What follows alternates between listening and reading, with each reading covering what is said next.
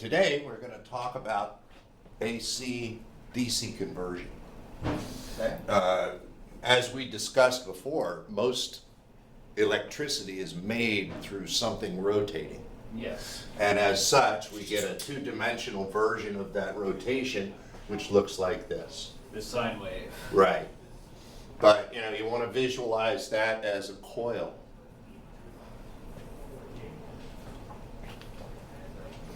And this is called alternating current because it crosses the 0-volt line.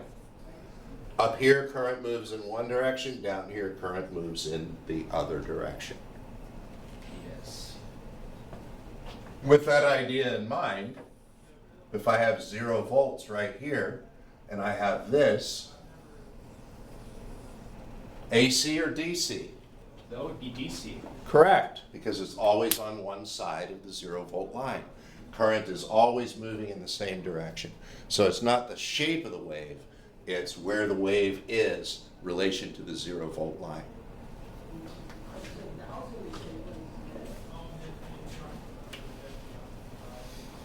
Okay, so with that in mind, we're going to go ahead and introduce a new player in our game, and that is going to be a diode. Diodes only allow electrons to flow in one direction. Diode. One-way valve.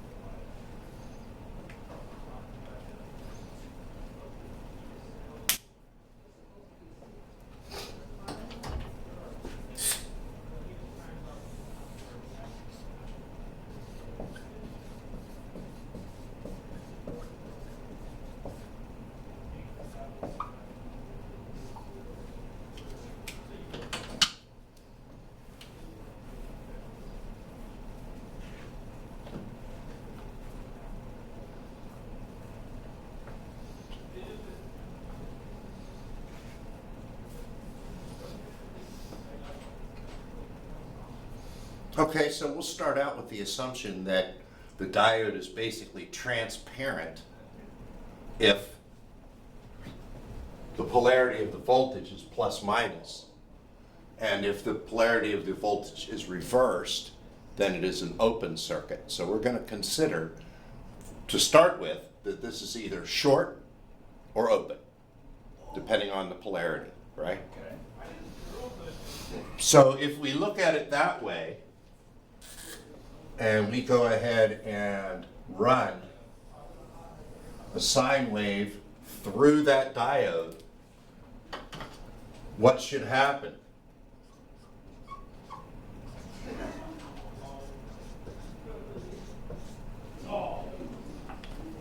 Leaving us with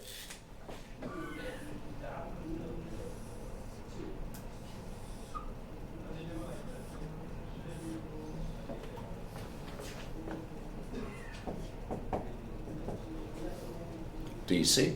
Exactly.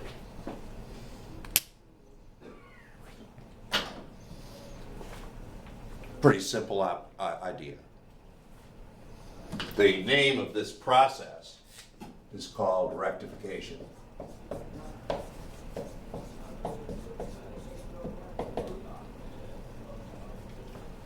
And what does that mean? What is rectification? That I haven't looked up, but I would assume it. Well, think about the root word rectify. What use that? What does that sound like in a sentence? Rectify. We need to rectify that situation. What does that mean? Substitute something else for rectify. Yeah, I'm trying. My brain's working on that one. Well, while your brain's working on that, I'm going to get a soda. Okay then. So think about that a second.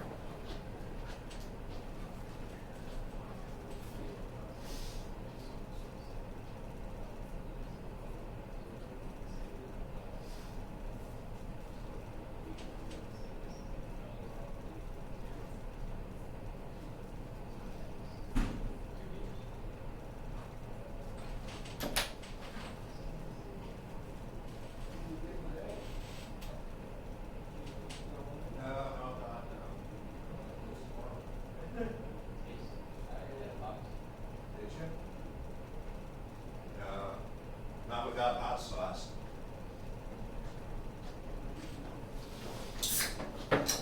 I live for my hot sauce.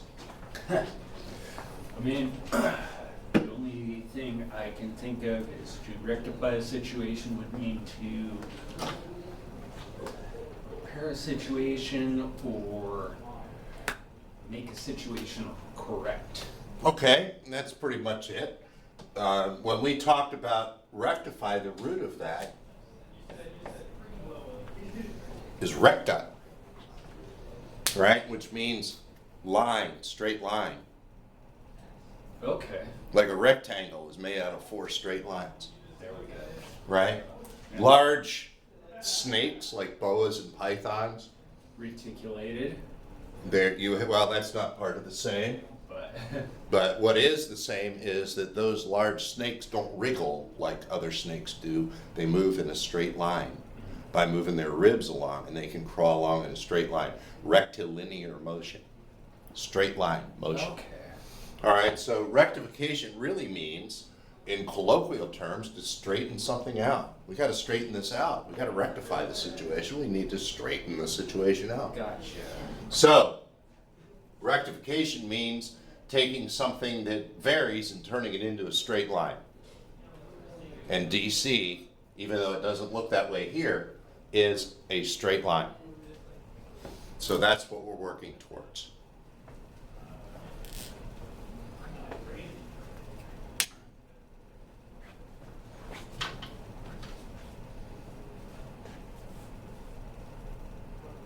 Now, this is like our traffic cop, right? Our diode is our traffic cop's one-way street, only one direction. I don't know of any police or public servants that work for free. Do you? Nope. Nope. So what's going to happen is the diode is going to charge or tax 0.7 volts. So if I have 3 volts here, I'm going to have 2.3 volts here.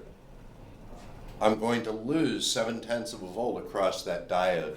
That's what it takes out of the energy that's provided to do its job. Okay.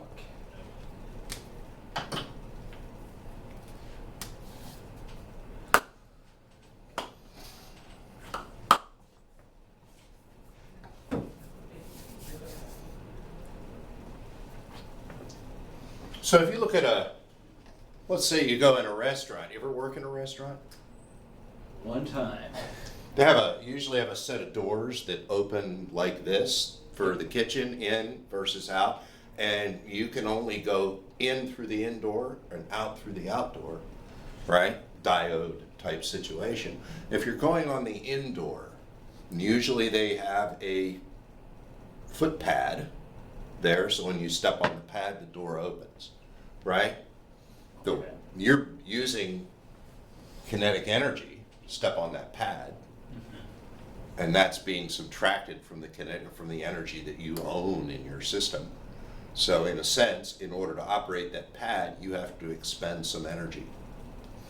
If it's a push open door, the door doesn't just open as you walk through it. You have to expend energy to push the weight of the door open. So anytime you have a door of any kind, it's going to take some energy to open that door. And that's what you're dealing with here. It's going to take 0.7 of a volt of potential energy to push that door open. In other words, I got to have at least that much pressure to get the door to open. Okay. Right? So as a result of that, if I didn't eat enough Wheaties that morning, You ain't getting through the door. I'm not getting through the door, and whatever Wheaties I ate, some of it will be lessened by the act of having to open that door. So there is an energy expense. to running a diode. And that generally is 7/10 of a volt. They make diodes out of two materials, silicon and germanium. Beaches everywhere are full of silicon. Germanium has to be contrived out of chemistry. So silicon is much less expensive, easier to find, but germanium only has a 3/10 of a volt drop. So it charges less to do its job, but it's really hard to find it. They don't make as many germanium diodes as they do silicon because silicon is so inexpensive. So the only time we would use a germanium diode like that with a 3/10 of a volt drop would be when we're trying to receive really weak signals, like we're in radios, trying to receive a weak radio signal. You know, if you receive a 5.5 volt signal, it's not going to make it through this diode, but it would make it through a germanium diode. So that's generally what we use them for. So that would be something like what is used in radio telescopes? I don't know. I don't know about the circuitry of a radio telescope, but I would assume something like that, although all of that stuff is done digitally Yeah. nowadays. But, you know, theoretically in the analog world, yeah, you'd want to be able to receive a weaker signal and have it make through the front end of whatever your receiver looks like, right? Yep. So I could see that as possible without absolutely knowing the answer. I mean, I would think that they used germanium diodes in both of the Voyager probes. Probably. They may very well have. And would you believe both probes are still working? Yeah, they're still out there. Yep. That's- And they're still sending back data. Yeah, and I guess one of them started sending data that it hadn't sent for years. Yeah. All right, so at this point, all we can do is take something like 120 volts AC, put it through a diode, and get roughly 120 volts of DC. I'm not going to worry about that 0.7 when it comes to 120 volts. It's not even 1%. Right. But this really doesn't help us because normally what I use DC for is things like 1.5 volts, 5 volts, 6 volts, 9 volts, 12 volts, 24 volts, doorbells, stuff like that. I might use DC for specific voltages, which normally I can go out and buy a battery for. So a 9-volt battery, well, maybe I don't want to use batteries. Maybe I want to plug it in so I don't have to worry about batteries. I need 9 volts, not 120. How do I get there? If all I have available coming out of the wall is 120. In that case, you would need diodes and resistors to step down the voltage. I like the fact that you use step down, but if I use resistors and stuff to do that, I'm still going to use the same 120 volts. I'm just going to throw away what I don't need, That's true. right? Yep. And that's wasting a lot of energy. So what we need is a way to get from 120 volts to 12 volts or so. We'll just use 12 as an example. How do I get from 120 to 12?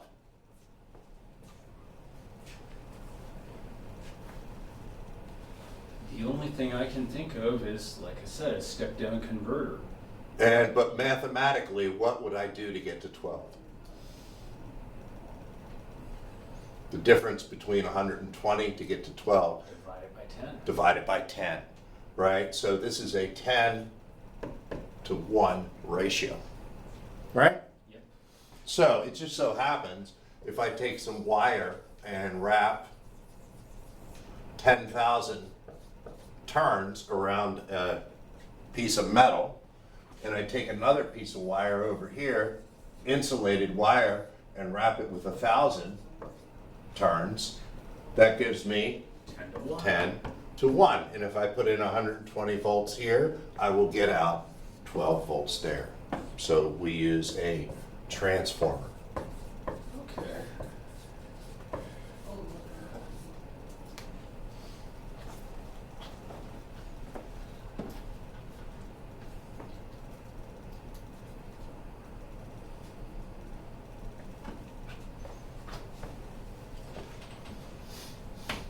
And we can use that to get any voltage we want, within reason. Okay. So if I want 9 volts, then I might have 100, how do I get from 120 to 9? What's 120 divided by 9?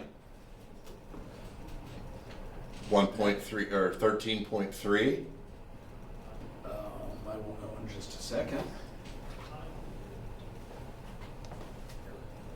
So,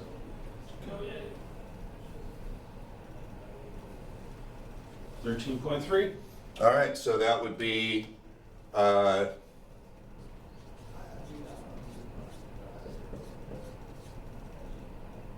Okay.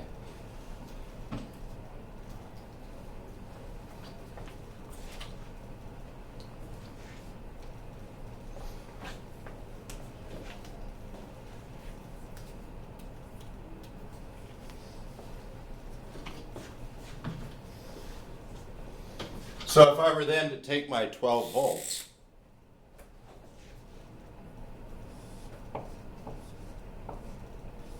put it through a diode, I would get how much here? Your 12 volts through a diode, you would get 11.3. 11.3 volts.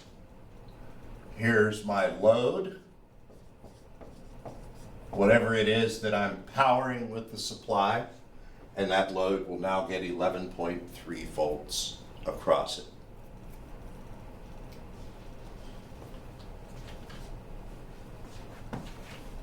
However,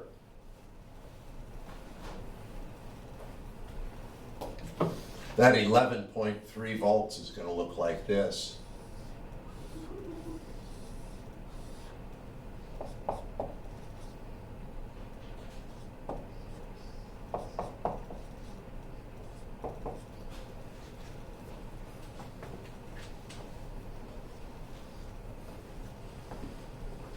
Actually, I already took that into account, so I'm going to get rid of this. It's going to be basically 11.3 volts, but in between those peaks, you're going to have 0. Not really what we're looking for. We're kind of looking for a constant delivery of energy. So if you notice, this goes up and then it comes down, and then it's nothing. This goes up and then it comes down, and then there's nothing. We need to find a way to fill in this gap. So we're going to do that by putting a battery here. If we put a battery here,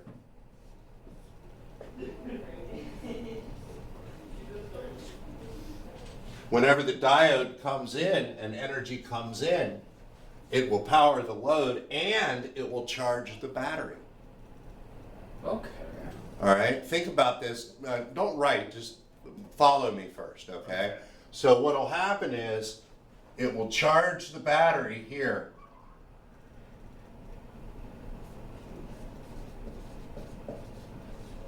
Right? What happens when the energy goes away?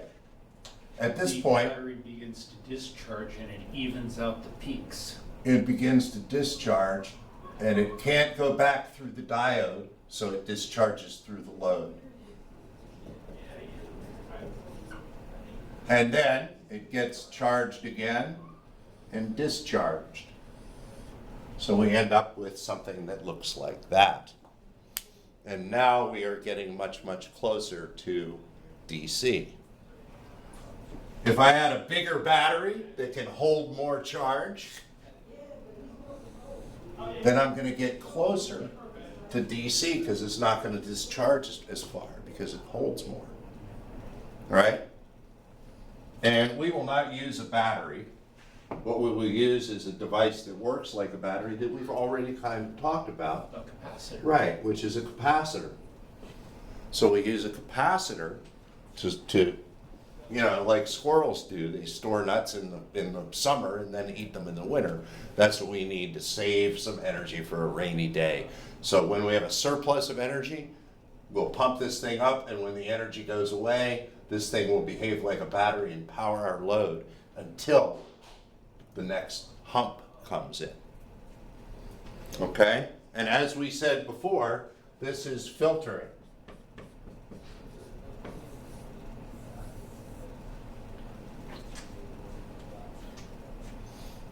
All right, so I wanted you to see that whole process as one unit because it's kind of like a whole process there, and I didn't want you to miss something. So what we've created here is a rudimentary DC power supply.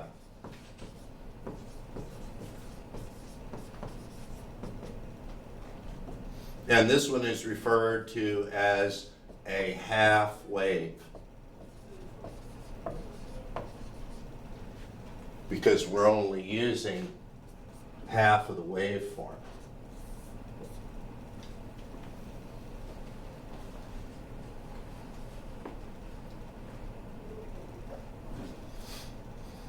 Okay, so with this idea, could we pretty much acquire any DC voltage we need I would think so.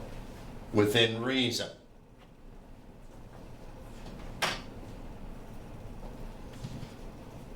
Could I do this?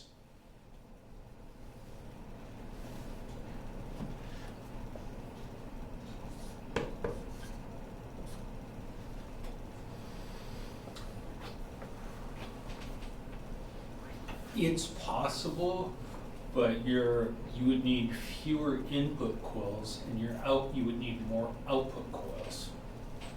That's correct. But what would be the result of doing this? That would be a step-up transformer. Correct. What would my output voltage be? It all depends on the number of windings in each coil. There they are. Okay, So for every half a volt I have over here, I have 1 volt over here. So that would be double windings on the input coil of the output coil. So your step-up voltage would be 240. Correct. So we'd have 240 volts there. Probably not a practical thing to do, but No. we can step up and step down. And let me ask you then about this one.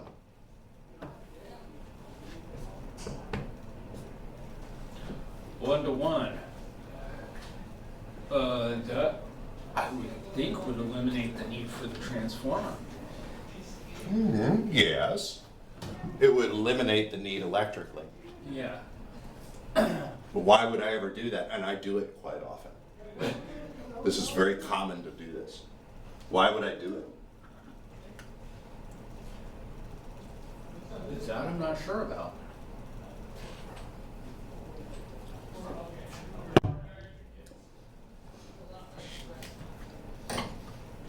You're working on a virus, right? Or you're working on a hard drive that can't have any dust in it.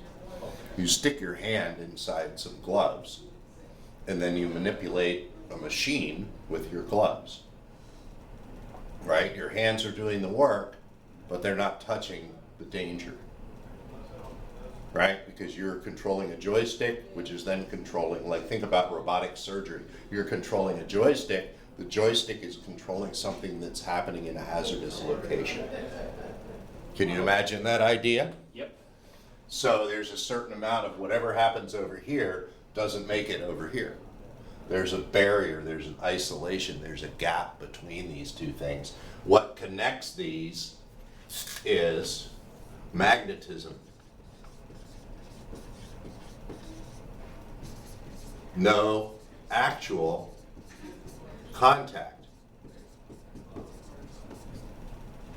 So you have like an air gap, or you have some type of gap where the electricity is not crossing the bridge. Magnetism is creating a bridge, and magnetism is in the air, right? So if something happens over here and this becomes 12,000 volts, it's not going to make it over here. It'll burn out the transformer or burn out the fuse. So there's furthermore, if a paper clip falls over here, it's not going to blow this up, Okay. right? I'm with you. So there's a certain amount of isolation that transformers provide, electrical isolation, at the expense of magnetic intervention. Okay, that makes sense.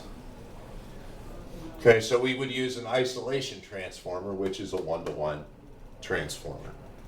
Okay. Okay, so that's a fairly significant thing to do this. Where would you find a power supply like this?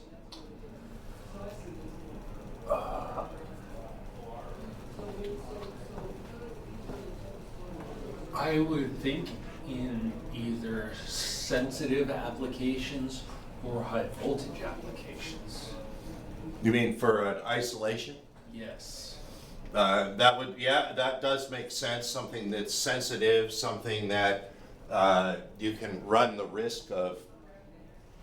I don't know what the exact mission critical Yeah. type stuff. Yeah.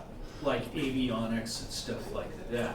Yeah, I would think that would make sense. So, Because when I worked in aerospace, we had to wear ESD gear to work on some of the things that, some of the wiring harnesses we would build. Yep.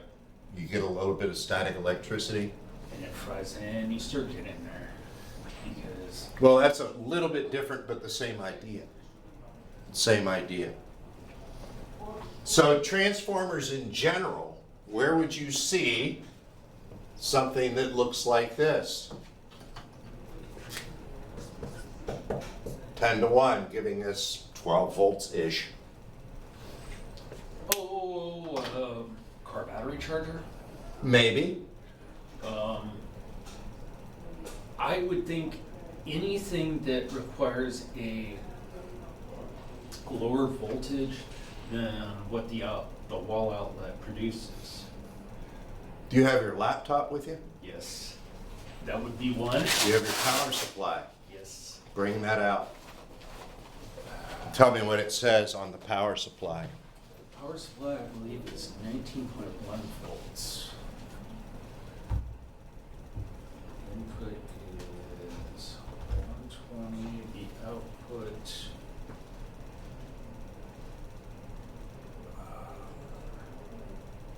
DC output. 20 volts at 6 amps. Okay, so it's putting out 20 volts and 6 amps.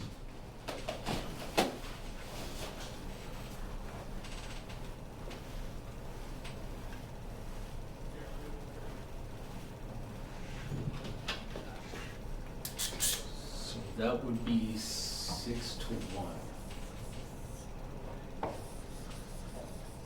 believe. Well, we got to think about that a little bit.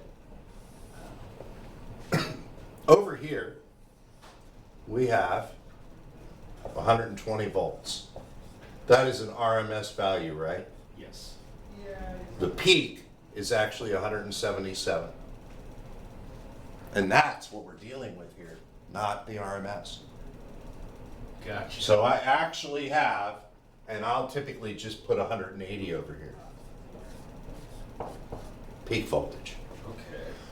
Okay. And I need 20 volts peak after my diode, which means I need 20.7 volts peak here.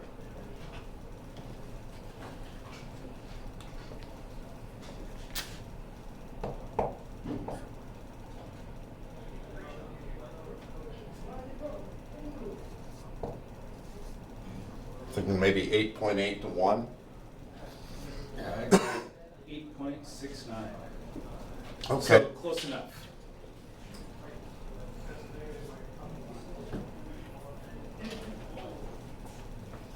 So our turns ratio should be 8.7 to 1. That could be 87,000 to 10,000. And that will give us 20.7, which will give us 20 volts peak here across your computer.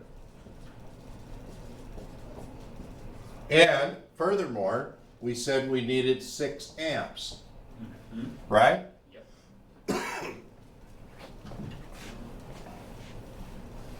So that means we have 20 volts at 6 amps is equal to 120 watts. Right? Yep. We also need to have 120 watts here because energy is neither created nor destroyed. So, and I have 180 volts at X is equal to 120.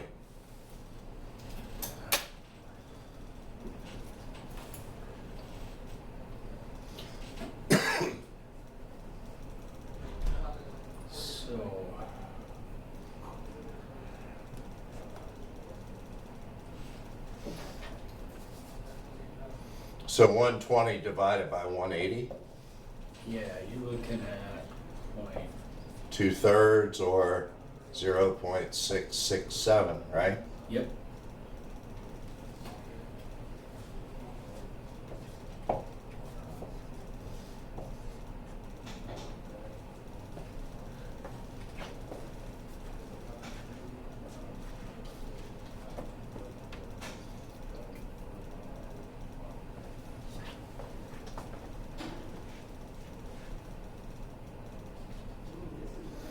So what I would probably do here is put a 0 point, maybe a 1 amp fuse. So if it goes too high, you know, if above 1 amp, blows the fuse instead of blowing up the computer or the circuit. So, you know, that's the basic process that you go through to design something like this. And there are other types as well. There are other types of power supplies. There is the full wave center tap and full wave bridge, and I will be happy to show you examples of those Okay.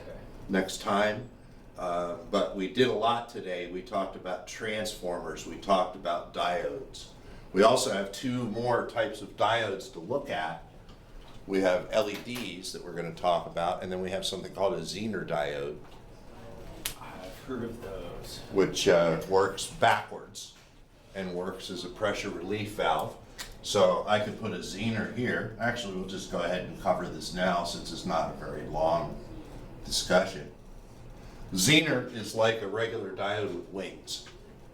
Looks like a letter Z, kind of. And Zener diodes always come with a voltage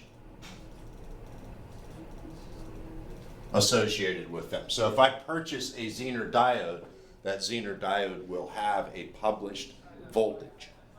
And the way that works is, if I've got 20.7 volts here, what happens if it goes above 22?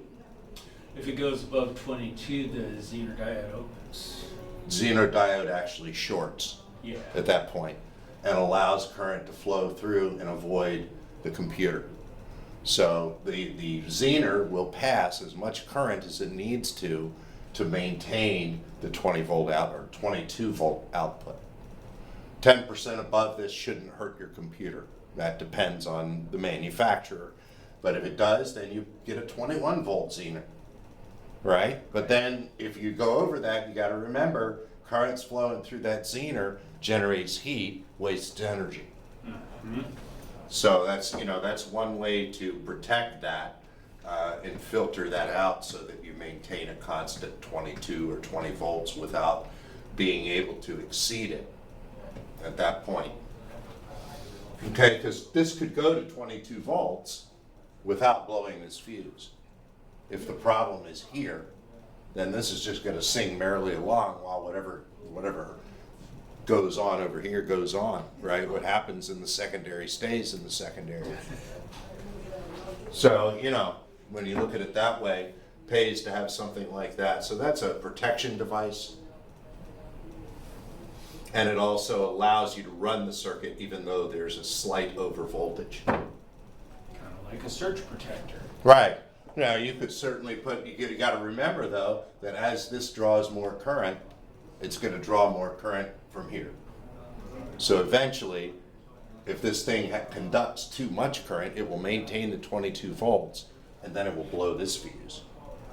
right? And that solves the immediate problem. Then you gotta figure out why the fuse blew. Maybe the paperclip. Right? So, yeah, power supplies, DC supplies. Most of the time when you see these things, I don't think I have any, but in my thing here, but anytime you see a wall wart, it's something like this. You know, the little things you plug into the wall, the adapters. They call them AC adapters, and always has I think they call it a barrel connector at the outputs. It's usually a round thing with a post in the middle. Mm-hmm. You plug it in. Those are all DC power supplies. They convert 120 volts to whatever voltage you need to plug to power whatever Just you're like powering. the power block you use for your phone. Yeah, same basic idea, although the power, that's what this is, right? That is a battery pack. Oh, I always called it a power block. You're talking about the thing that plugs in? Yes. Yeah, converts 120 volts down to 5 for USB. And, you know, it can be small because you're using a trickle current. You're using less than an amp of current. So, Well, it depends. Well, yeah, actually, you're correct because you're stepping down from 120 volts. Even though the output might be above, you might have an output of 2 to 3 amps at 5 volts, but you're only pulling. right, yeah, you're only pulling what the device needs to pull. That seems to be I had this discussion with one of the guys in the other class yesterday that, you know, well, this one says it's 12 volts at 3 amps, and my device requires 12 volts at 500 milliamps. Isn't that going to burn it out? And it's like, no, it will only take what it needs. It just means that if you exceed that number, then you're going to start seeing things like, you know, think about it this way. If this resistance goes down, what happens? This discharges faster, Yep. right? So then you get this, and now you're back to having junk that your device won't run on. And that's what happens. That's why when you look at things like this and you look at those adapters, it always says, use only the adapter provided for this product. Use of any other adapter will void the warranty. Well, that's because most people don't think about the current end. They look at 12 volts, match, perfect. But then they end up blowing up their piece of equipment because the resistance of what they're powering is much less than the resistance that the device, the charger, was designed for. So take that not with a grain of salt. They're serious business when it comes to those adapters. You can really screw up equipment easily that way. Fortunately, USB is kind of standardized all that.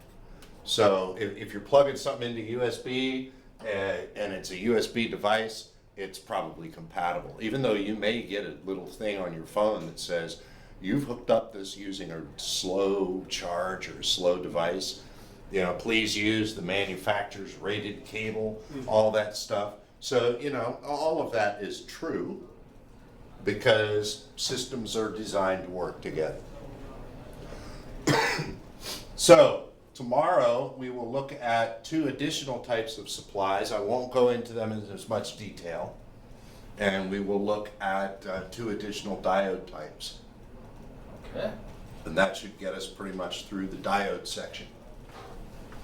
Anything you want to discuss at this point? Any questions? No. I think I got a pretty good handle on what we discussed today. I'm going to put this off then.